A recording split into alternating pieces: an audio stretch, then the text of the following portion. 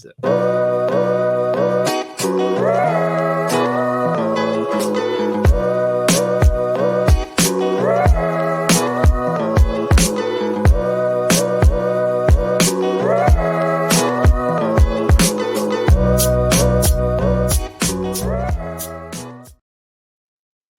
everyone. Welcome back to the Talk Nonsense pod. This time, we've changed our mind on the title of it. It's season 2, episode 12, and of course, I am joined by none other than it's not Cal. No, it's not. It's Charlie. Charlie, how are you doing, my friend? I'm good, man. I'm good. Just can't wait to get talking about some of the hot topics that are in some ways close to my heart, but also just as a football fan, big developments in the current game. So it's always great to join and talk to you. So I think we're gonna have a bit of fun. Talking about a couple of fun things that have broken, even though they've kind of been on the radar for the last few weeks. Something that's broken, this week. So happy days. How are you? I'm good, thank you. Yeah, I'm good. Just a bit of a new one, isn't it? You're now a host of us. Let's tell the people that we're now a trio rather than a duo. We're an open relationship, might you say?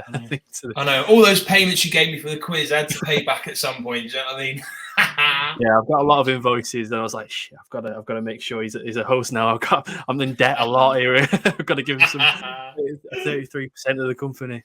But appreciate you coming on. Obviously, Cal isn't here today because the big Reds are on, and obviously, I'm sure we'll talk about them tomorrow because Cal will join us later on tomorrow. But we're in the same part. It's absolutely fine. But today, obviously, as we speak about it, like you did mention, Mauricio Pochettino has been reinstated to the Premier League, added as a Premier League manager for Chelsea FC. Obviously, this came to no surprise from anybody, really. Whether it's good news, bad news, or indifferent, I think it needs to be stated on this podcast that we've got a Spurs fan, and quite frankly, I mean, if you go into his stats here, he's obviously had a lot of history with Tottenham Hotspur, runners-up in the Champions League, runners-up in the League Cup, 8 Premier League seasons, by the way, with Spurs and Southampton, 256 games, 132 wins, 61 draws, 63 losses. 4 managers of the month, which is more than Sir Alex Ferguson, more than Jose Mourinho, weirdly enough. And his time at PSG was somewhat tainted his managerial career up until that point. First of all, you're a Spurs fan. How are you feeling about it from a Spurs perspective? Well, of course, because currently Spurs don't have a long-term manager set up. And even though, as we sort of said, this Pochettino to Chelsea's kind of been, it's been touted for a little while now. And I kind of resigned myself to it a little, probably about a few weeks ago. As a Spurs fan, I'm heartbroken to a point because Chelsea are they're a rival club in London. And I don't want to see, a manager that is very close to my heart, a manager that we had, I've mixed reviews, but on the whole, happy with Pochettino when he was at Spurs. Let's be honest, he took us to heights.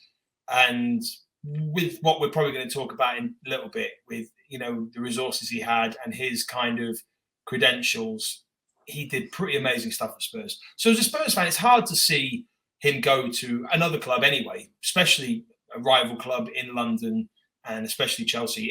It's one less than the other ones. I don't think he'd ever go to Arsenal, but it's 1 or 2 less. We've got probably Arsenal, West Ham, and then Chelsea. The 3, they would be my 3rd least favourite. However, as I'll probably talk about in a sec, as a neutral football fan, I think it's a good move personally. But as a Spurs fan, speaking purely personally, it's not nice to see. And, when he walks out at the Spurs stadium as Chelsea manager, it's going to break my heart, not going to lie. But, I'm a big boy. Hopefully I can get over it. To sort of start, apologies. As a neutral, though, what do you think of it, Dom?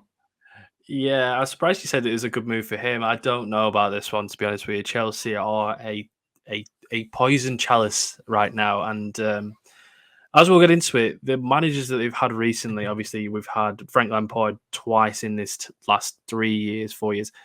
Very much a short-term perspective on managerial sackings and signings, even with Todd Bowley, becoming the new chairman. I think that he's just carried on the way that Roman was, but in a more bizarre way.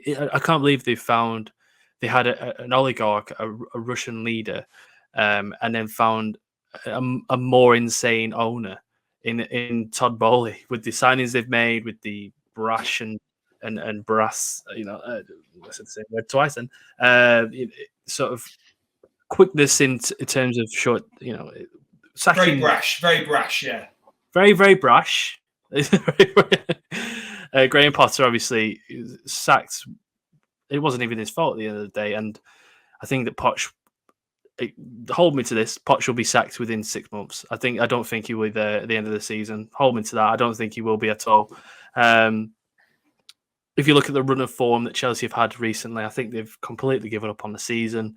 And can they get themselves back into it? They have the squad too, and they have the young players that Poch likes. With the likes of Dele Alli at the time and so forth at Tottenham. It makes sense, but so did Graham Potter. I just don't think that Chelsea was the right fit for him. But you said that Chelsea were the third least favourites. There's a lot of London clubs, so there was bound to be a time where Pochettino was here in London. I didn't know the relationship between the clubs. I just know that Spurs and Arsenal don't go there. That's the obvious one. No, to be honest, I say that only because Chelsea are a London club. It's a bit of not a tangent, a bit talk about the Harry Kane thing when we talk about if Harry Kane's going to stay or go.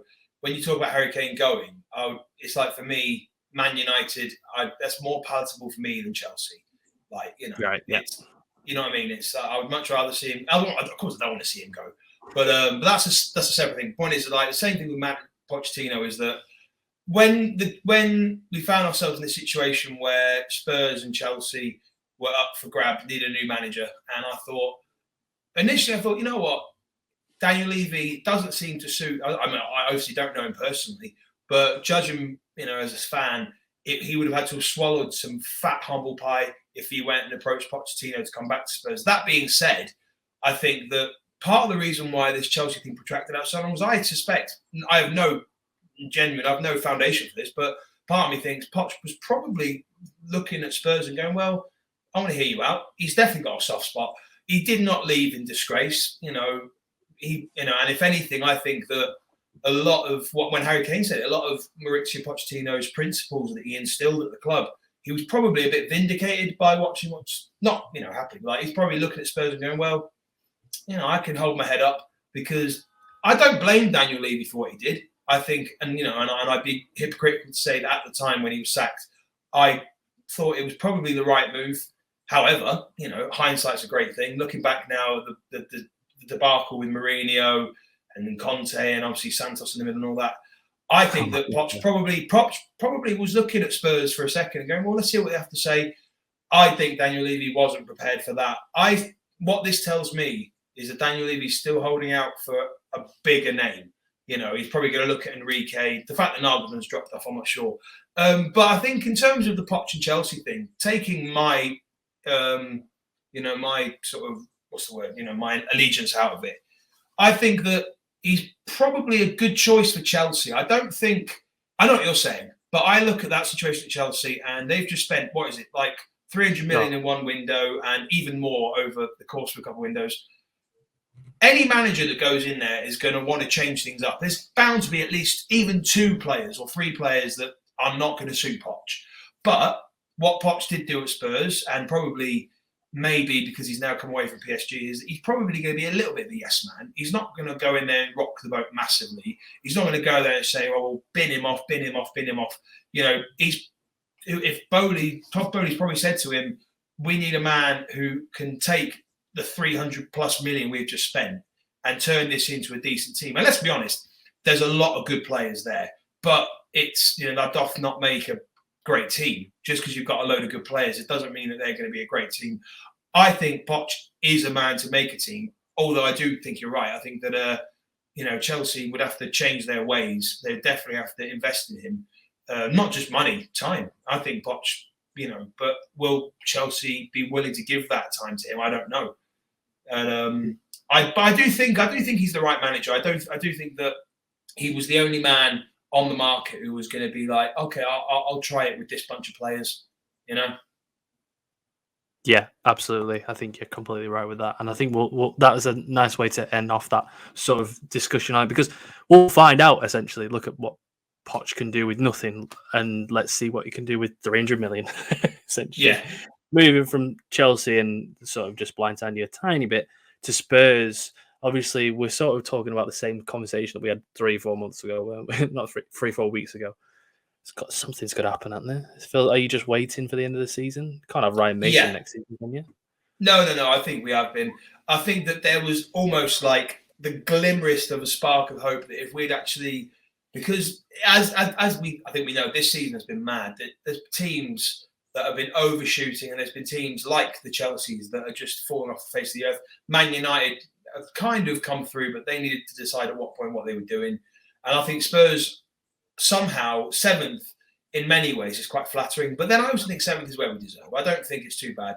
I do think we're now looking at the end of the season. Harry Kane, I saw a clip that he glimpsed that he was saying he might hint at staying and he wants to be there. Whether he's telling the truth or not, I don't know. I want to see the back of this season. They won't have Ryan Mason. I will be honest, I don't know who they're going to go for. I don't really think, if they get that Enrique in, he strikes me as a bit of a hothead. And he's been at Barcelona. Nagelsmann's still not been. Well, apparently, I saw a headline the other week saying that he will not be the manager. Like, apparently, well, no, that's what I'm saying, because I stay close, but I don't know what to believe anymore. I kind of follow Twitter. I follow a few, news outlets like BBC and Sky Sports and that, and I keep up to date with it. And then there was a headline saying, Nagelsmann will not be the next Spurs manager. I don't know. If I'm honest, I don't know what we need. Spurs are this. We've said it many times. They're in this weird limbo place where what are they? They need to decide whether they're going to build again or they want to try and. If they're going to get in another big manager, they're going to want money. So I think it's a bit bleak, but I'll always hold out hope. But I don't know. I always say that Spurs are the most confusing side to even look out from an outside perspective. Never mind from an inside perspective, like you've got as a fan and as a follower and a supporter of the club.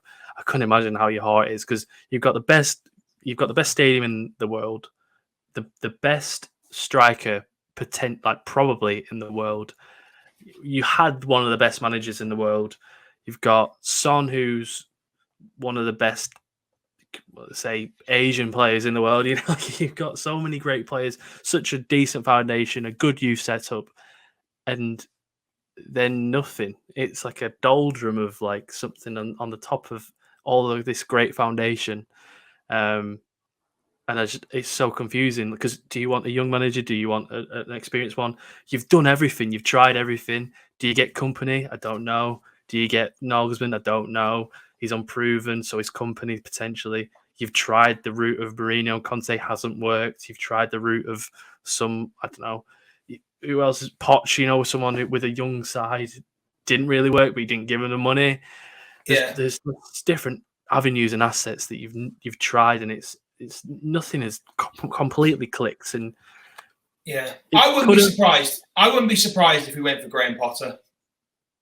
Really? Right. Yeah. Okay. I did say that on the podcast. I reckon I wouldn't be surprised, because I think that maybe the Daniel Levy might look at it and say, right, the old head hasn't worked, and any old head is going to basically do what Mourinho and Conte did, which is they're going to question Daniel Levy, because they're going to be like, well, hang on.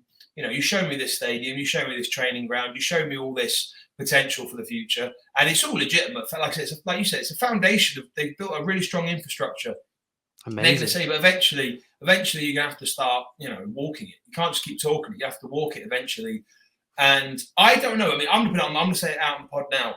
I suspect that this summer, Daniel Levy's going to put his hand deep in his pocket, because he knows this is probably the most scrutiny he's ever been under.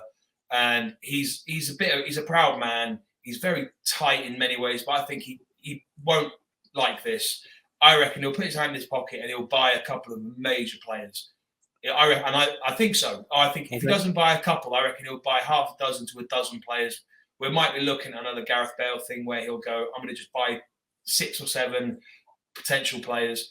I think Let's hope not them types of players, though. Exactly. I think Spurs have always been, everyone I speak to, been working, everyone Spurs have always been one amazing player away, and now we're probably a bit further, 2 amazing players. I'm not sure, but it all depends on whether Kane stays or goes, and that nicely rounds us off on.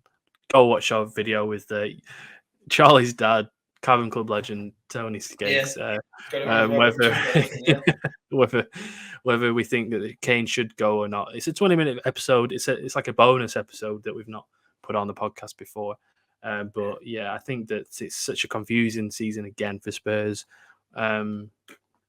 Is there anything else you want to briefly speak about? Because obviously we spoke about Chelsea and Spurs. Is there anything that you'd like? Why don't we talk a bit about what we think of? And I'm happy with this. I'm going to say with a big grin on my face. The fall that the other team, the red team, have done. Yeah. Well, it's nicely because we'll speak about it with Cal because he's very, very animated about this. But this is the league after 29 games. By the way, Arsenal were 5 points ahead of City. They're currently 4 or 5 behind, I think, right now. I don't know where Spurs are in that league, actually, to be fair. Like 5th place. But Arsenal were on 72 points after 29 games. I think they're only on 84, 83 after 35. It's been an absolute collapse. And again, we'll speak about it with Cal in more in depth, but I'll quickly say this has been the biggest bottle job in Premier League history.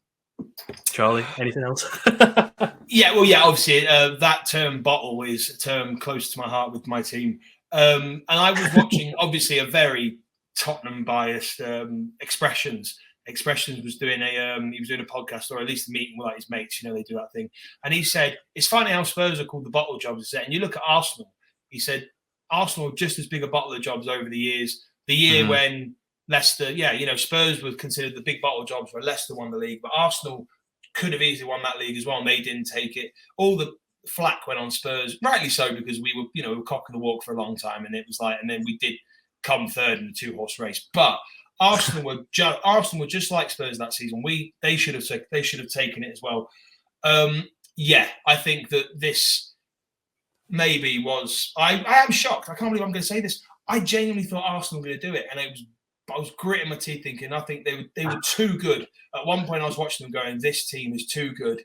And I think City gave them too much of a head start. And happily, now I can't believe it. They have bottled it.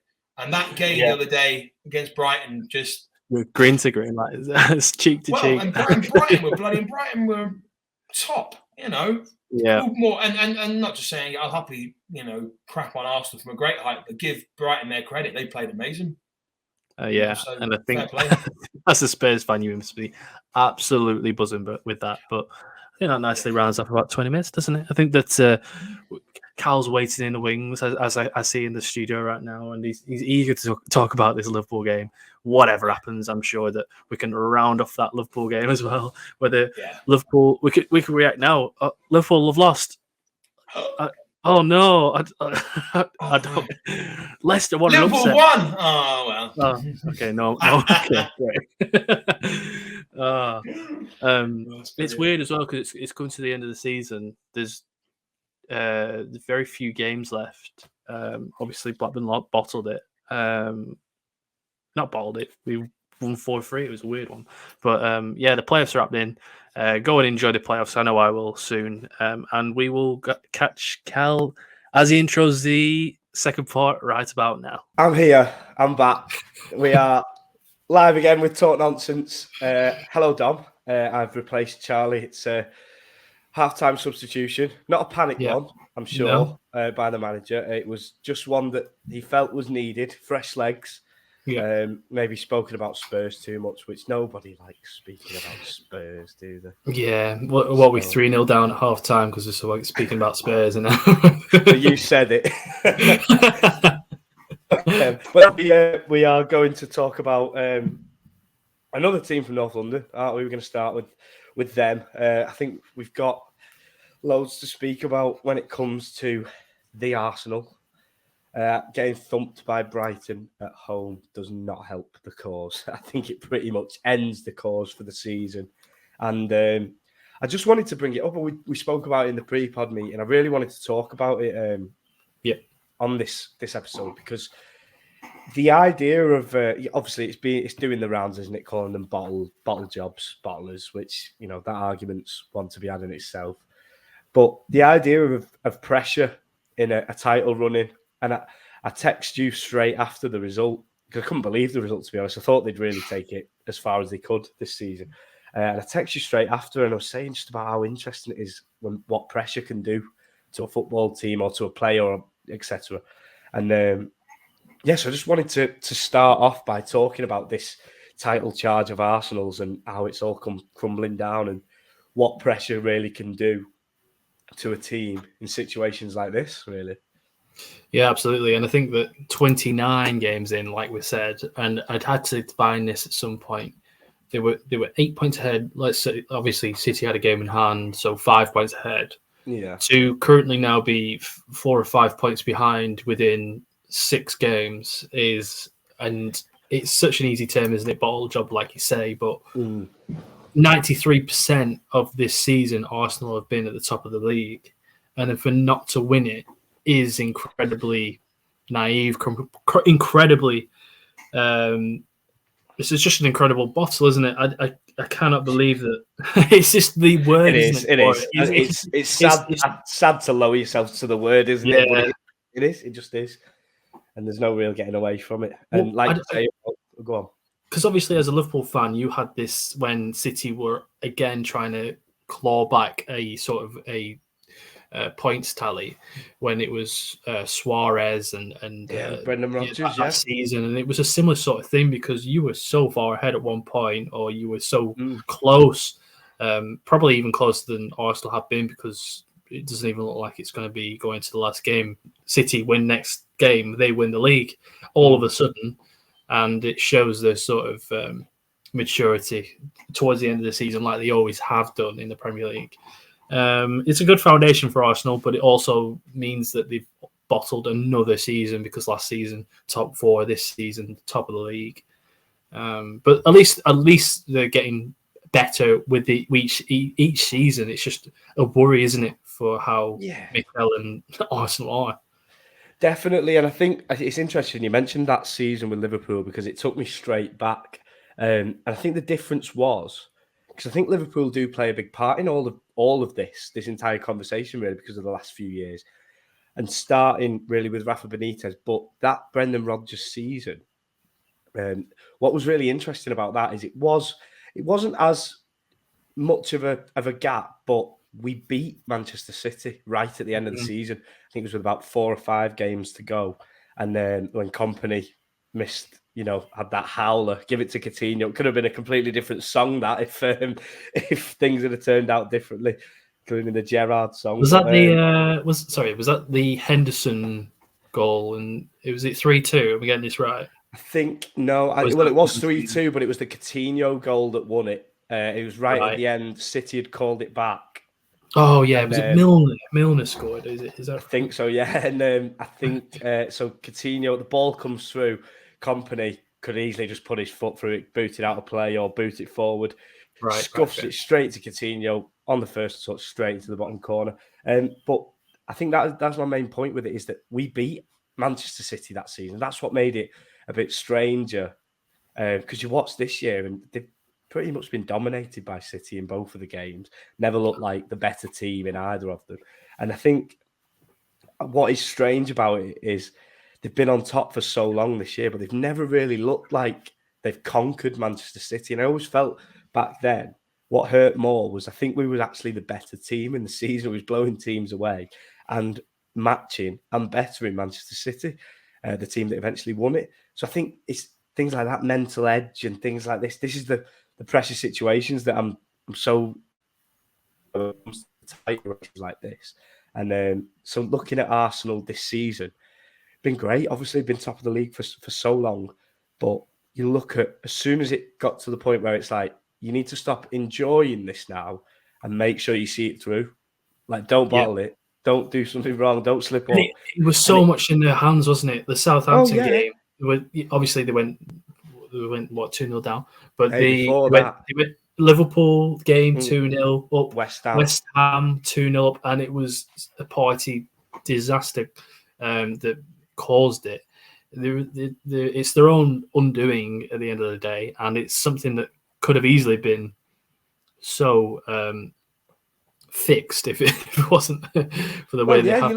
You look. What was the most heartbreaking thing for me? I think when they sit down and review this season, I think when we were looking at it at the time, if they'd have done what they should have done in those 3 games, the City game wouldn't have mattered, and the City game was the big turning point really when it leapfrogged in their favour, wasn't it? I know it became in City's hands before, but they had to win that game for it to be.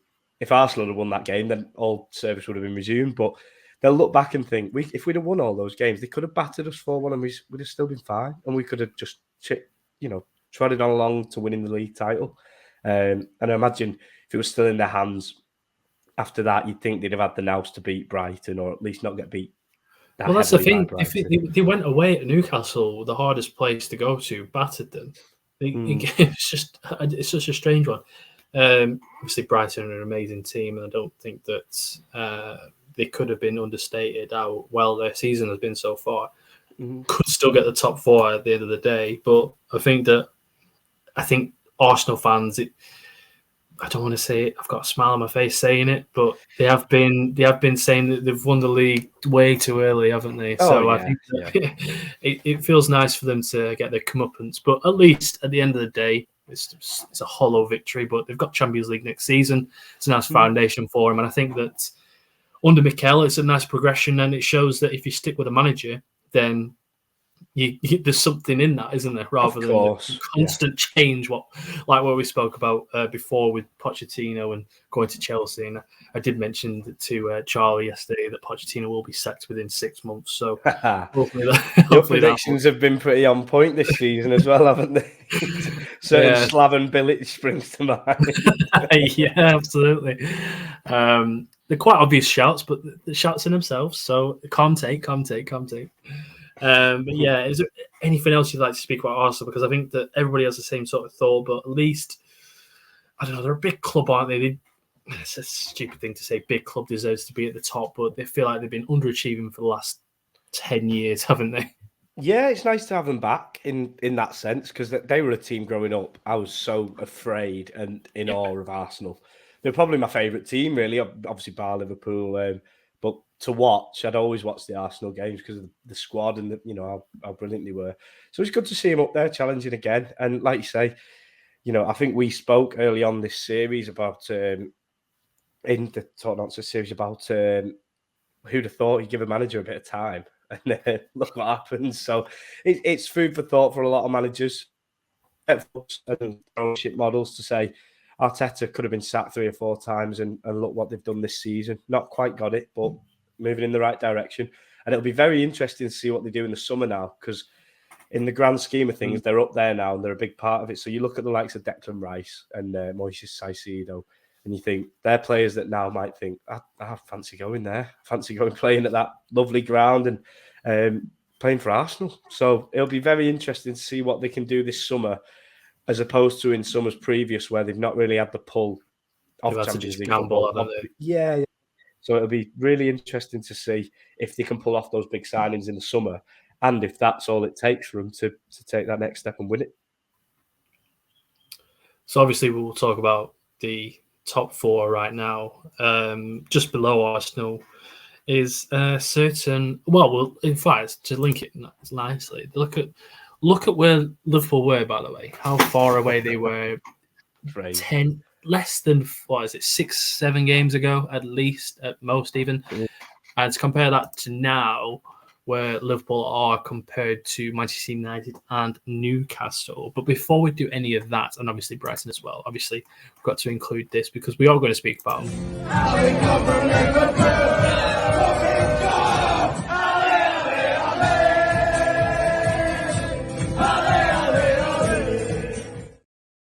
I love that. I love that. I love the gifts, everything. Yeah, bring it up again. Liverpool, obviously, a point now behind Manchester United and Newcastle. Brighton are down the next up. Both of them, before we go into Newcastle, Manchester, Liverpool, such a shame that Tottenham game happened where basically Brighton got robbed of 3 points, ended up losing the whole thing, and look at how close they could have been right now. I know my mate could have been a lot happier if it was for that, but I suppose they beat Arsenal. Well. Oh well. I don't mind all that. Big boys are here. Obviously, you've won how many games in a row now? I think it's 7 or 8 in a row now. It's been, you know what? It's testament to our manager, and I don't get credit and he's seen as one of the best, but I think especially with this, because the season's been so poor in general, I don't think he gets the credit for doing what he's done this season now in these last 7 or 8 games, turning around what was, you had Liverpool fans who would die for Jurgen Klopp, starting to wonder, should we let him go? And that's how bad it really, really got. And it was the style of football. It was the commitment of the players on the pitch. You had players that have, dug themselves into the ground for this football club, and everything they do is with full desire and heart and everything. And we were questioning the morals. Players like Andy Robertson and Jordan Henderson and Virgil van Dijk, players like that, heroes to kids who support the football club. And that's how bad it got. And for him to sit down with his team, I'm sure, and concoct what we do now is genuinely, it won't win us any trophies or anything like that this season. I'd love to see what he'll do next season. It is stuff of genius. I have never seen, because I know you can compare it in some ways to what other clubs have done with the fullback entering the midfield. Mm-hmm. But it's the chosen player to do so for me, and the system that it creates now with the capabilities that player has. You look at Zinchenko, great player at Arsenal. He's doing it a bit. Obviously, you've got John Stones coming from the back.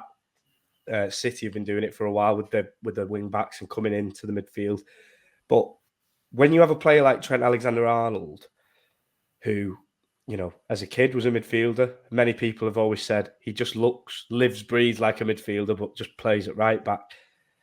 When you get a player like that and you give him this new role now, it is honestly frightening. When we come up against teams now, we've got an instinct where I've noticed it only in the latter few games, because I've been trying to work out what this is, because it's brilliant to watch, but you're a bit unsure at first. And it always feels like we feel them out for a couple of minutes at the start. You have a good 5-10 minute period of feeling out the opposition. Soon as that we open up those angles and see where the spaces are, that's when Trent moseys on into midfield, and he pretty much stays there because he gets the ball in, he passes it out, he figures out which way he wants to go with it. And you can't take the ball off us because he's the focal point of everything. Curtis Jones is doing all the running work, dogging up and down, now adding goals to his game. He's been remarkable in this new system as well, by the way. But you look at it as a whole, it's genius, and I can't wait to see it from day one, because as of now, there's no failure. There hasn't been a malfunction as of yet, and I'd like to see what happens when it does, and how the plan B is when it does, because as of now, it's been a perfect record of winning every single game. So it'll be very interesting going into the new season, regardless of Champions League football, because I think we're getting some form of European football now. I think that's pretty much confirmed. Yeah, definitely. Yeah, so, you're at least getting 6th, aren't you? Because Spurs aren't going to get there either. By the way, do you think that, just I'll ask a question. We talked about Arsenal and the pressure of everything. Do you think because the pressure's off, does that have a factor in it? Do you know what? No, because I think obviously the system change was evident, so something changed in order for the results to change. And I genuinely think that the pressure was more on than anything else, because it was, how bad is this going to get? You were going down the Chelsea route, weren't you? Yeah. And if you looked at, if Liverpool were now sitting in 12th, 11th, 12th, 13th, looking at on 39 points or so, then there would be fans and, a lot of pressure looking at Jurgen Klopp saying, what is going on here? Like, you have this team fighting for 4 trophies, in this calendar year. What's happened? And he'd have a lot to answer to, but he's created, like I said, I keep going on about with this system, this change, big, massive change that was needed. We were begging for it. It's here and it's working. I just think the worry is now Trent gets injured, the massive cog goes out of that system. What even that's the question that needs to be asked, isn't it? Who fills in that Trent position? Who fills in those positions where you're not necessarily got a world class player as a backup like the likes of City do, perhaps, or even Chelsea. At the end of the day, Chelsea have probably got a better team than Liverpool. You could argue, but I think that in terms of numbers, maybe on the bench, Chelsea's bench is insane. Chelsea, the way that they've if you're going to rate Chelsea out of 10 this season, it'd be a -1 out of 10. But it'd be interesting to see if Trent gets injured, what actually happens with this Liverpool team. And it must be refreshing, so nice as a Liverpool fan as well to not concede first, because how many games? Oh god, yeah, we was getting used to it. It was getting to the point where it was like, well, we're just waiting for it to happen now, because we did perk up a bit after the first goal went in. It was like, just let it happen earlier. The earlier it happened, the better it was, and the better the quality of football that we got to watch for the rest of it. But just you look at the defense. People talk about it still being a bit shaky. I'm not so sure. I think you look at our record since this turn. The defence has sharpened up massively. Alisson's been super. He's been our player of the year by a country mile. And so it has sharpened up. And I think getting rid of Trent's defensive duties, not 100% of them, but the majority of them has been massive, because he doesn't have to worry about that. He can just worry about winning us games from the middle of the park. And then that means that the other three, they have a lot of work to do and a lot of running to do, but they know what they're doing, and they're a lot better in one-on-one situations than Trent. So the margin for error just completely decreases, because these players win the one-on-ones. So we'll see. It's an interesting summer. Very, very interesting summer. A free hit almost, because there's, there was expectation last year, the year before, just to do well. And I think that you've transitioned beautifully from the front three that you had so nicely for a few seasons. Be nice to see, and you absolutely battered Leicester City in the game. By the way, you absolutely battered them. I think that it could have easily been Mo Salah missed a sitter. It could have easily been 6 or 7-0. They look so bad. Yeah, that's the one thing. Just a quick pointer on Mo Salah was he had an off night.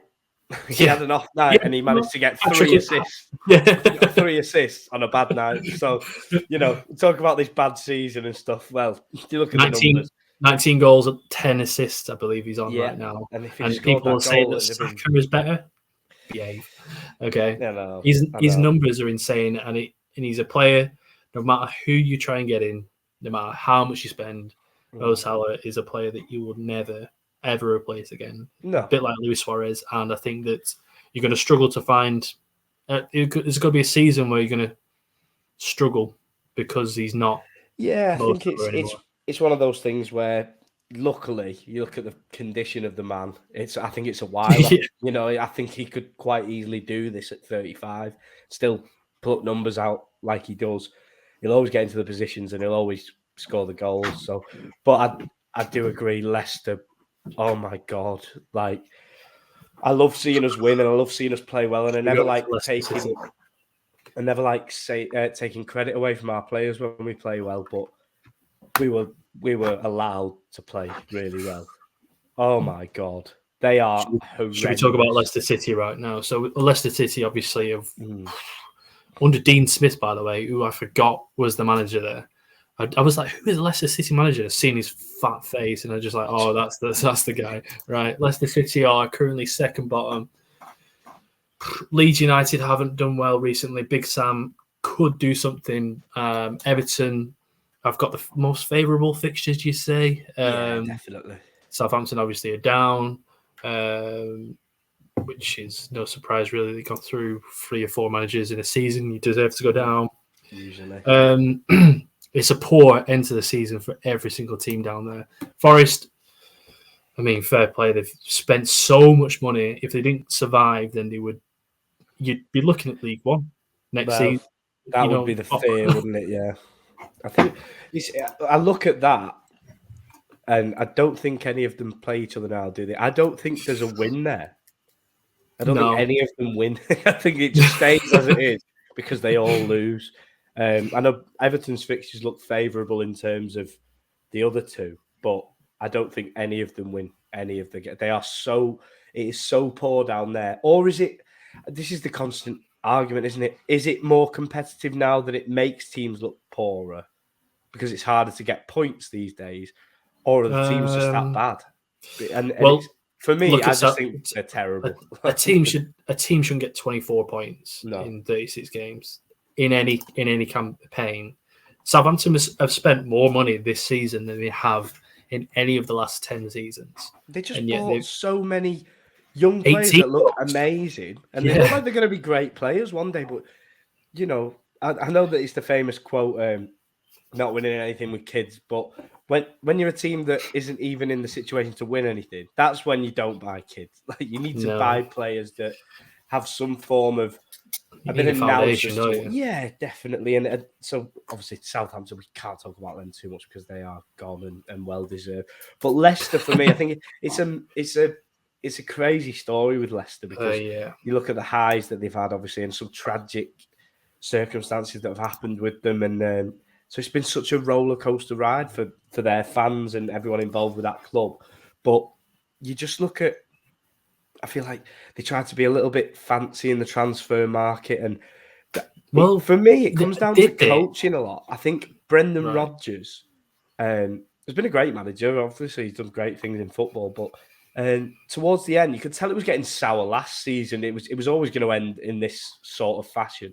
But you look at the coaching of some of these players. I remember Soyuncu being spoken about as one of the top centre halves in the league. So everyone? I think he's going to Atletico Madrid at the end of this season, at the end of his contract. But and they're probably taking a punt because he has been awful and he rarely features anymore. But that's not entirely on the player for me. I don't think that can ever be the case. I think the coach has got to have a look himself in the mirror and get this player to one side and say, you were crucial for me to get nearly in the Champions League for 2 years. And now you're just a surplus to requirements player. That can't make sense. Let's try and work on something. You look at so many of these players and players they've brought in.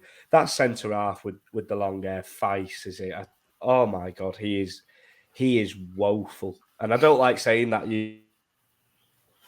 I remember he had a good game towards the start of the season, and my dad doesn't watch too much of Leicester.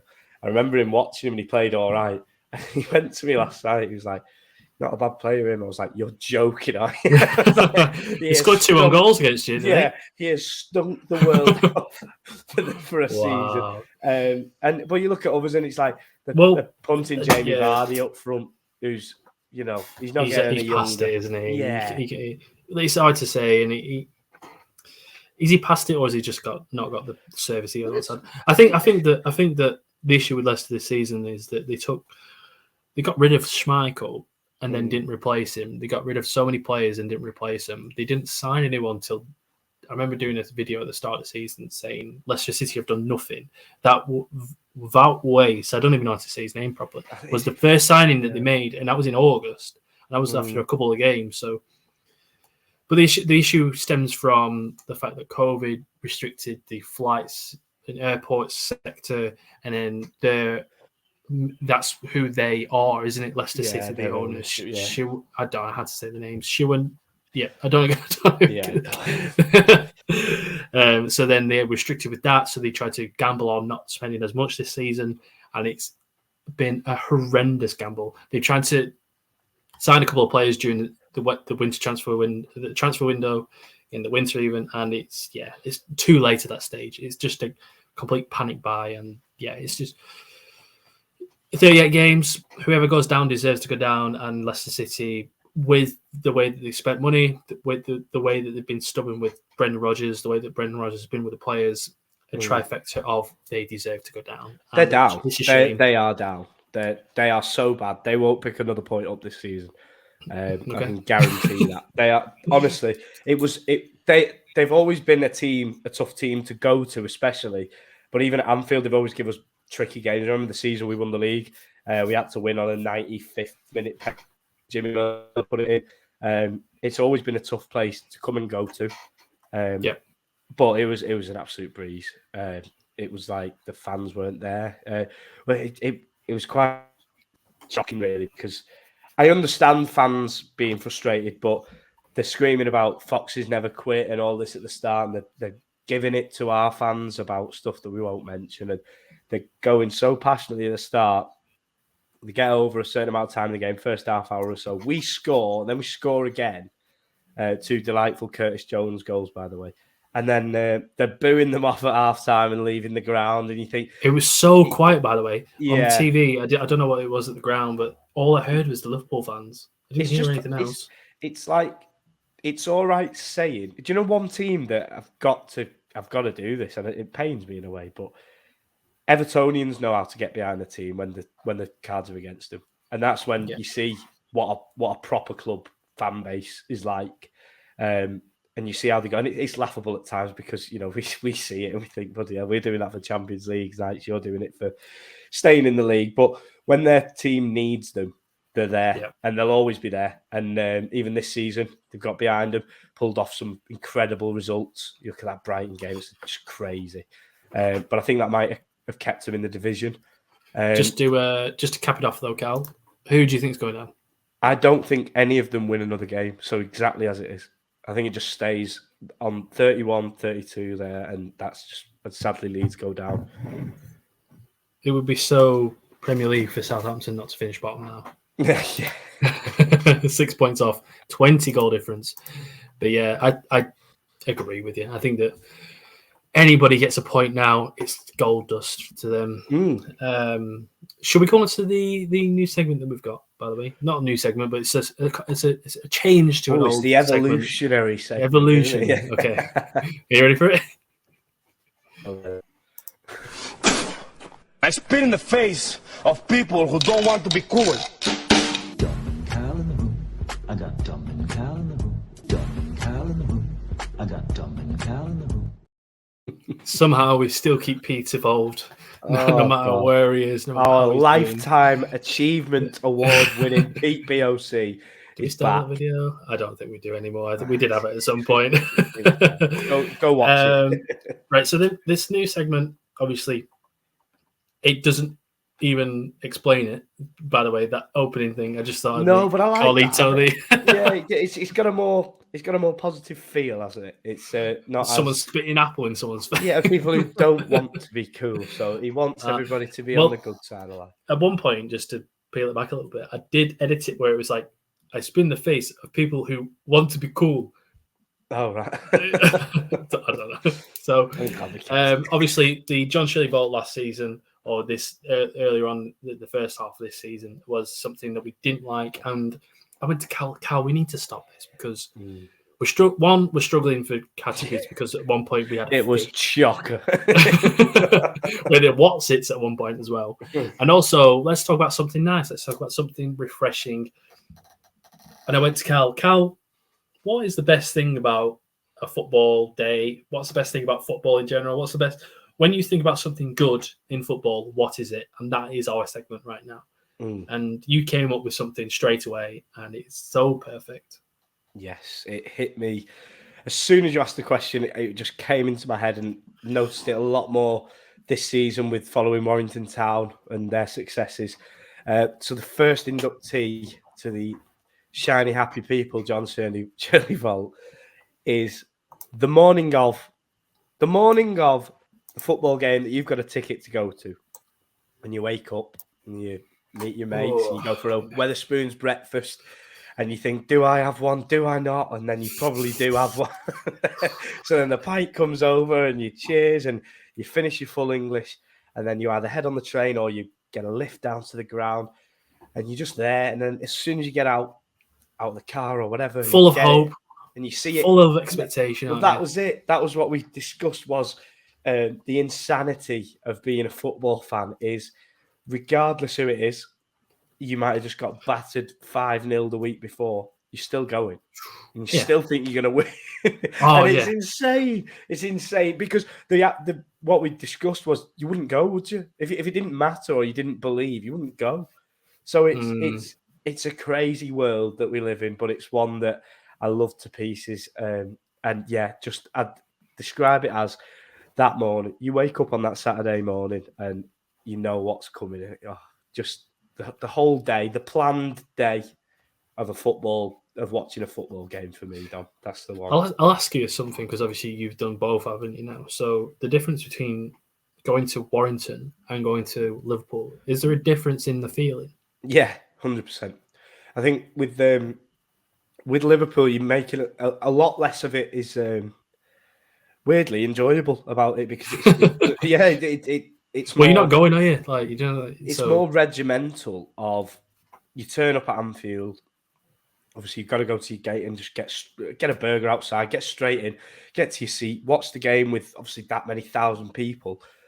You can't leave, you can't do any. Obviously, you have a beer at half time if you want to, and then get off and go home, and it's a nightmare with traffic. Whereas you go to Warrington Town, it's like dreams are made. You turn up when you want. So obviously, we go get a breakfast, get some food, a few pints at the Cheshire Cheese down the road. Love that pub to pieces. Walk down. No queuing time. You just head into the ground, show them your ticket on your phone, go into the supporters club, have a beer, mosey on over with 5 minutes till kick-off. Say, should we stand here this week? Yeah, go on. We'll go near where the atmosphere is this week. Walk over to the stand, which is right next to a burger van. And then if I smoke, so I, get to the back gate and have a ciggy at half time instead of having to leave or anything like that. Yeah. Get a burger, get a pint. You stood with a pint, realistically.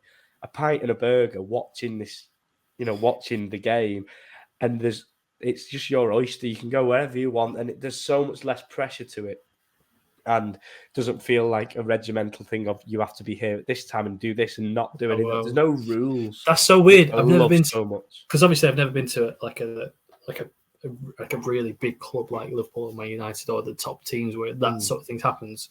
When I'm going to Blackburn, we turn up at half-1 and go to the Blues bar, which is just inside the ground. This is just the bar inside the ground. You just turn up, you queue up for a minute, get a pint, have a few in there, and then you go in, and then we sort of it's sort of like a mix of the two. So you've got the quality of the game, but then you've also got the ease of getting a pint as well. So it's a nice little happy medium. It's for once, it's actually probably better to be a Blackburn fan in this regard. Obviously, the quality of Liverpool, it's nothing about the football aspects, but in terms of the overall experience, maybe in terms of, I don't know. I think. But obviously, people go, don't they? And we've got a friend who's a Liverpool season ticket holder who loves it to bits. But I just think, as a personal preference of doing both, is.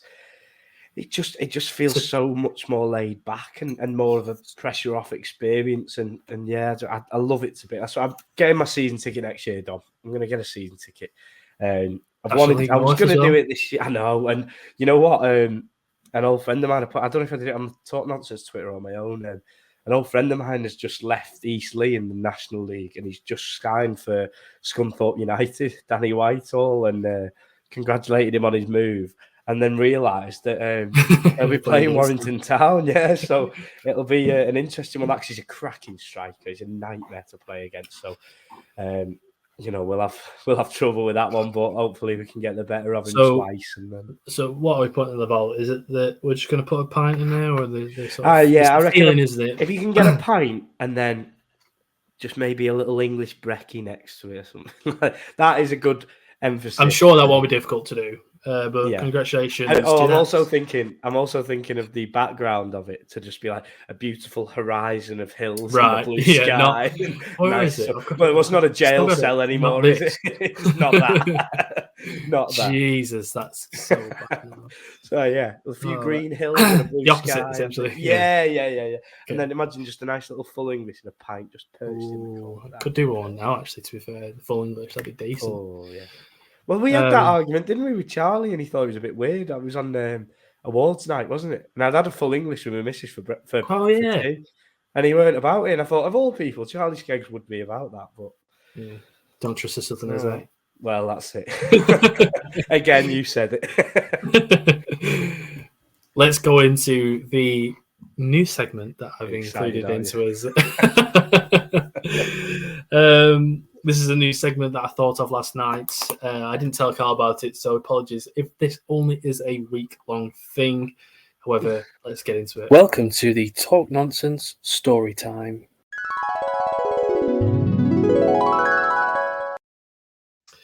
So this is the first installment of the Story Time, Carl. I thought that we could do something not just personally, but more to do with football in general. And I think what we should cap it off with is probably one of the biggest teams in world football ever, which is Barcelona FC. Obviously, there has been insane amount of, they've just won the La Liga, if you look at the image right now. Oh, They've yeah. just won the La Liga, and that is included in the storyline. This is the end of the storyline. But we begin with, winning La Liga caps off a strange, I'm going to be reading it by the way, strange, sordid, and occasionally glorious era for Barcelona. Bribery, organ harvesting, and illegal orgies. It's like the plot of a soap opera. As they lurch from scandal to scandal, this is the story of Barcelona's last 5 years of hell. I do apologize for my bad reading skills. The saga begins in 2017 when club president Sandro Rosell is arrested on money laundering charges. He is eventually acquitted only after 2 years in jail.